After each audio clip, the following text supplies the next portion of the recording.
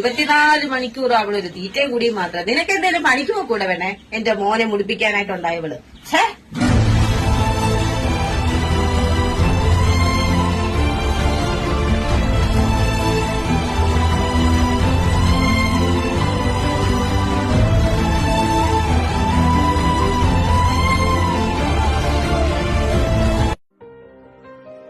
അമ്മേ, ഇന്നമ്മ